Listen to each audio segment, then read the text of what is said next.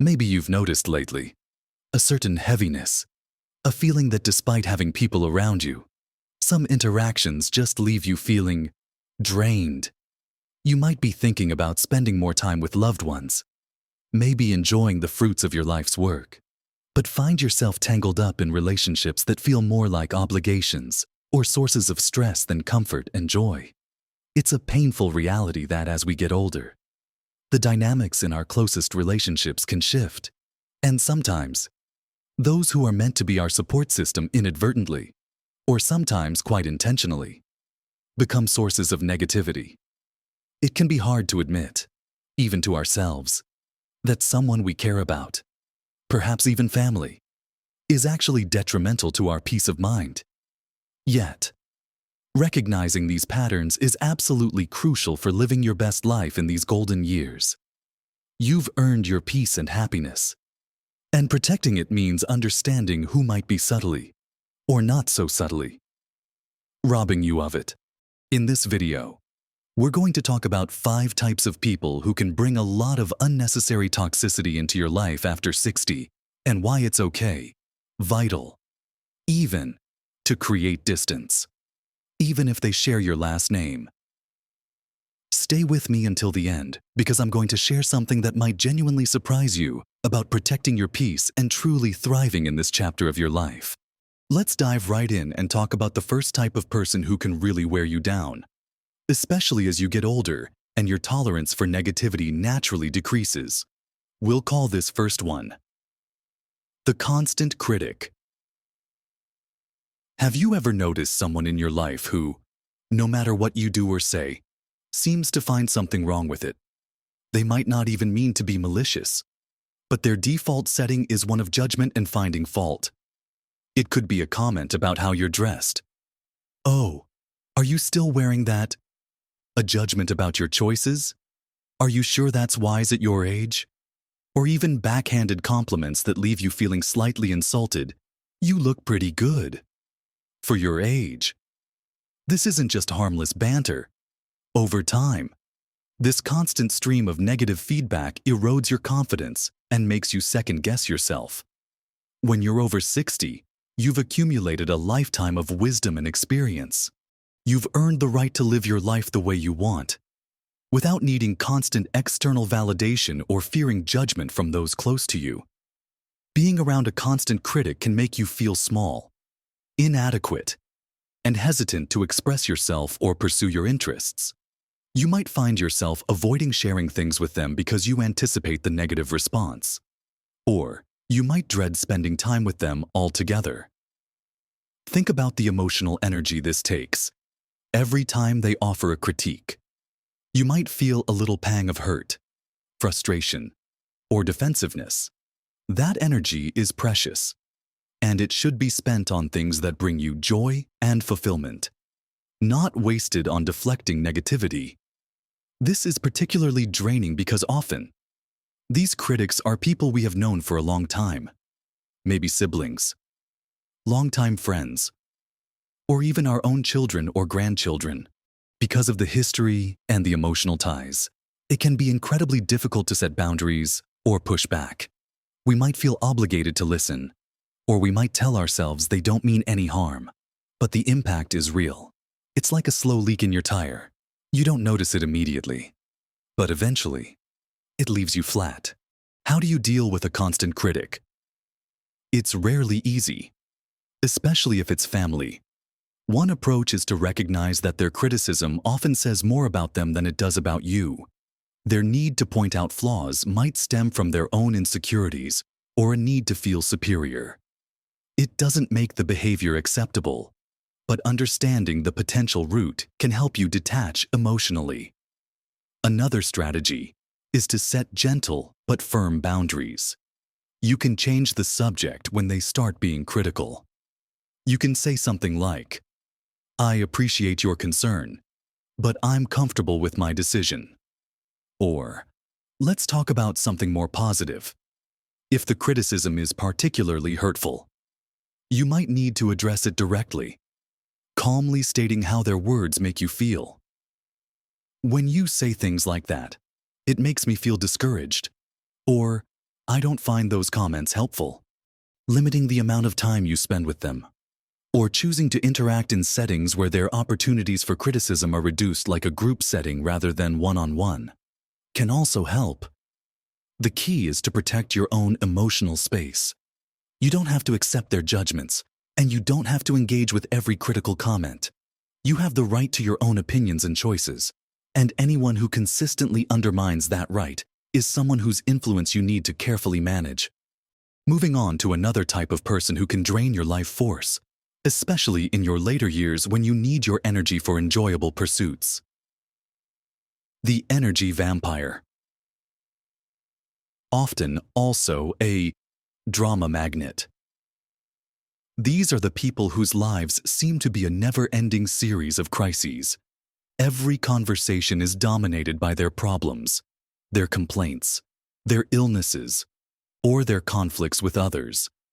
They consume your time and emotional energy with their woes, but they rarely offer you support in return. You might find yourself feeling exhausted after talking to them, weighed down by the sheer volume of negativity and drama they bring into your space. It's not that you don't care about people going through tough times. Of course you do. But the energy vampire's state of crisis feels perpetual and often self-inflicted or exaggerated. They thrive on the attention their problems generate, and they may not actually be looking for solutions, just an audience for their drama.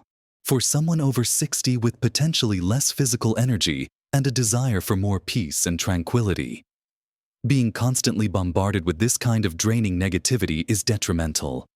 Your capacity to absorb other people's drama decreases, and rightfully so.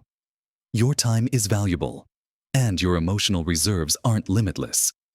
Spending hours listening to someone catalog their misfortunes or recounting their latest conflict leaves you with less energy for your hobbies, your other relationships, or simply enjoying a quiet afternoon.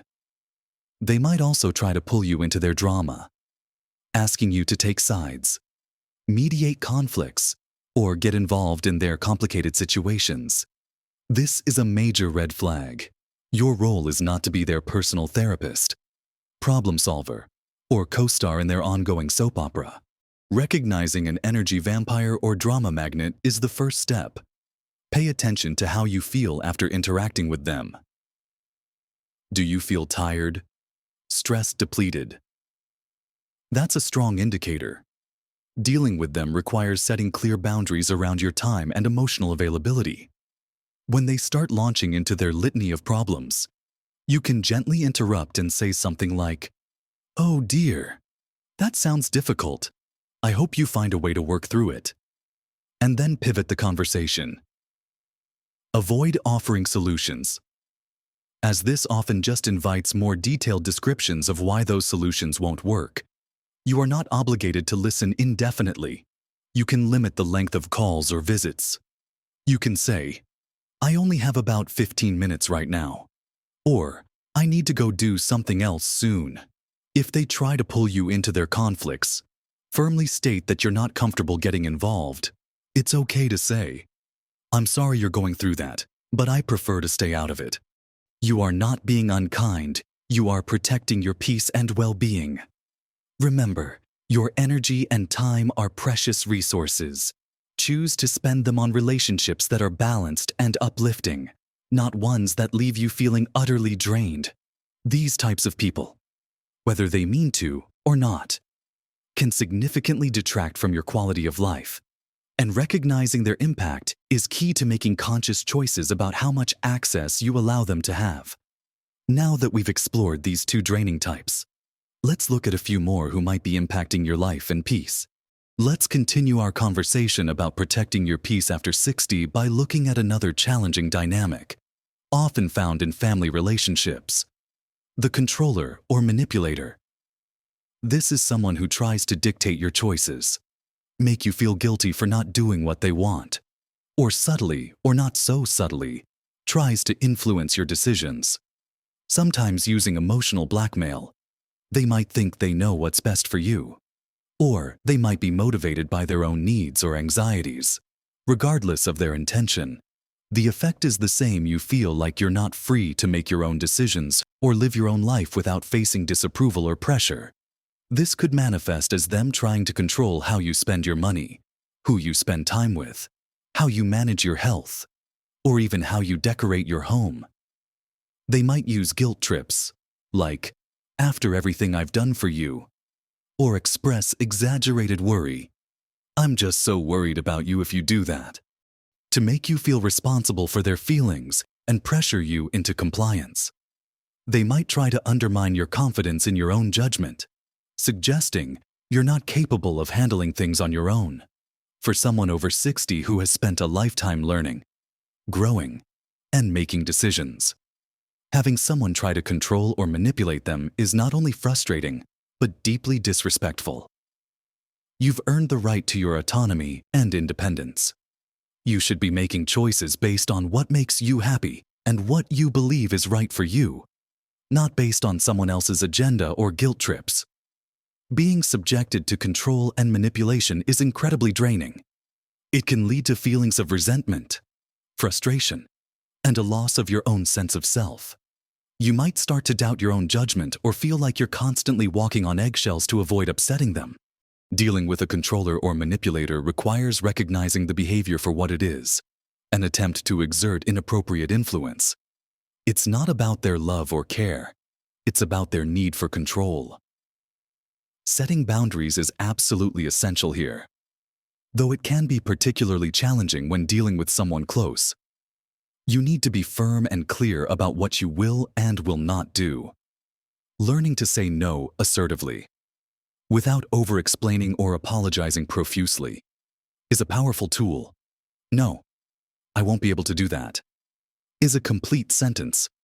If they try a guilt trip, you can respond calmly, "I understand you feel that way, but my decision is," or, "I appreciate your concern, but I'm comfortable with my choice." Refuse to get drawn into arguments or justifications.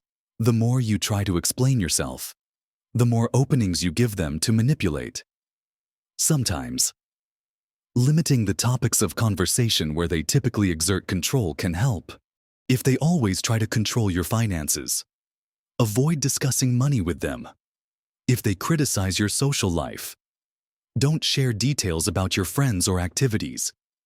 It can be helpful to confide in a trusted friend or another family member who understands the dynamic, or even seek advice from a therapist or counselor, especially if the manipulation is severe or impacting your well-being significantly. Protecting your autonomy is paramount. You have the right to live your life according to your own values and desires, free from the pressure and control of others. This is your time to truly be yourself, and anyone who prevents that is hindering your happiness. Next, let's consider the taker, or the self-absorbed person. This is someone who seems to only be interested in the relationship for what they can get from it. They might constantly ask for favors, money, time, or emotional support, but they rarely offer anything in return. Conversations are often dominated by their issues, their achievements, or their needs.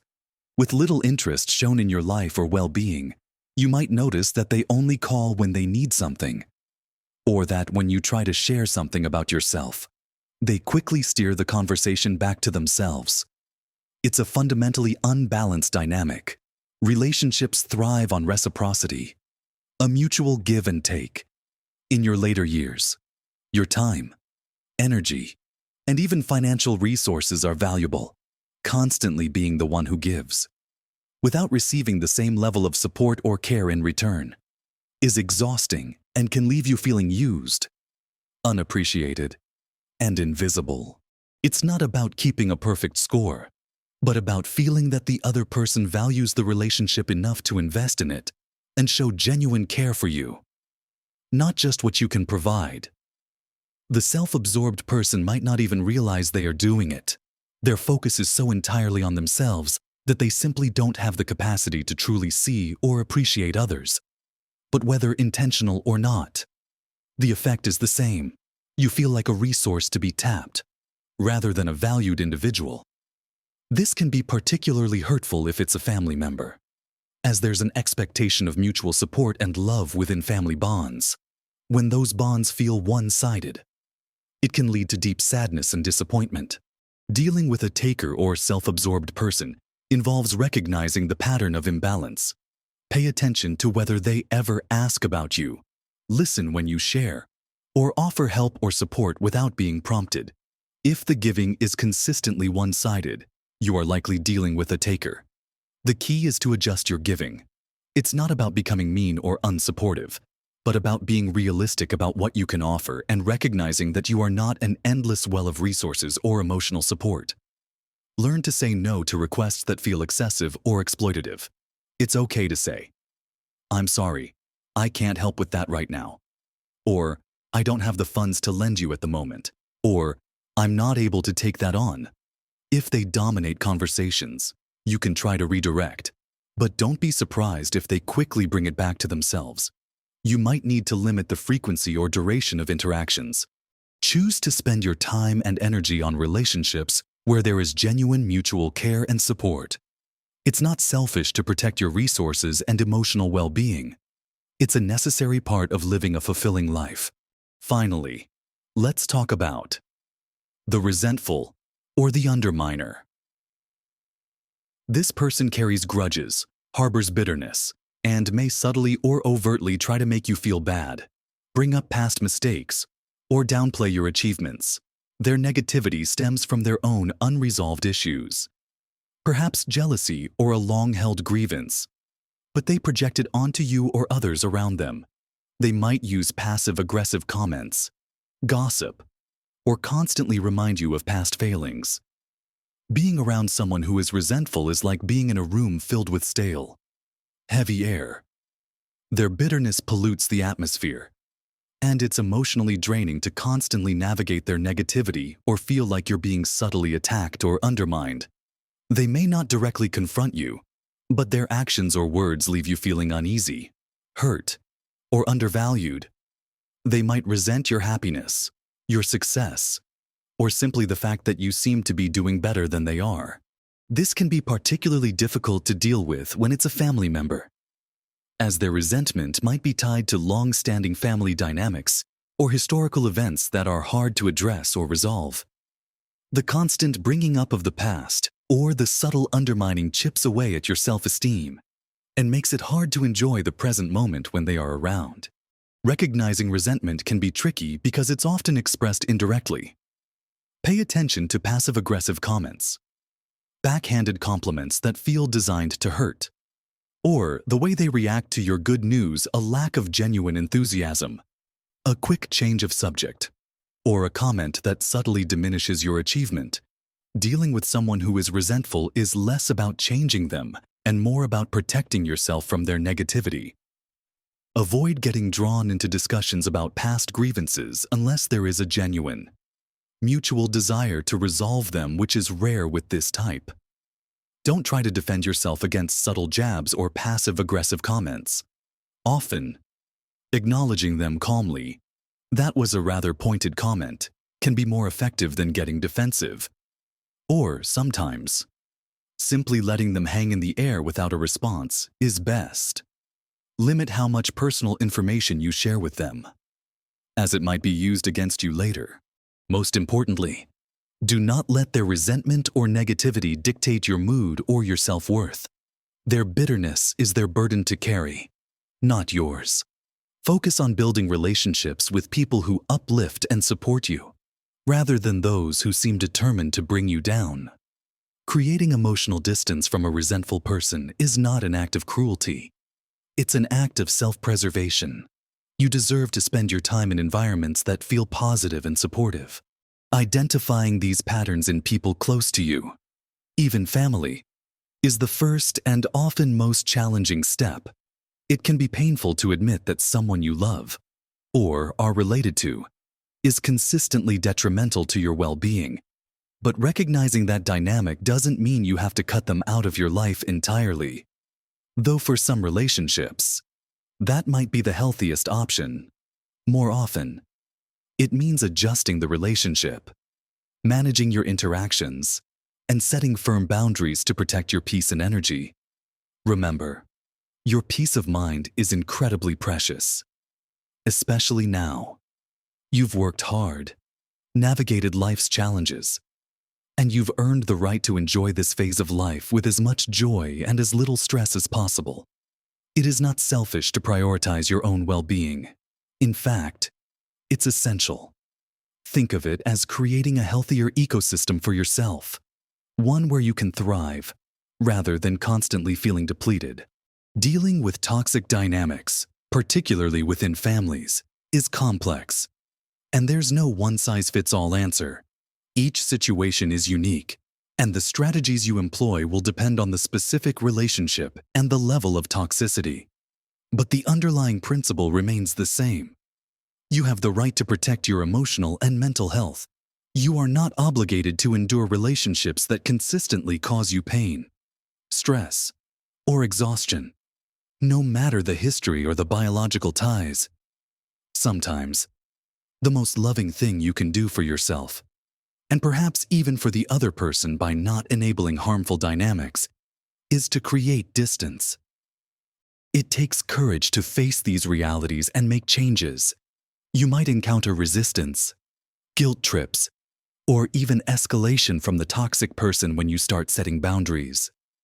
This is often a sign that your boundaries are necessary and working. Lean on supportive friends or family members who understand and validate your feelings.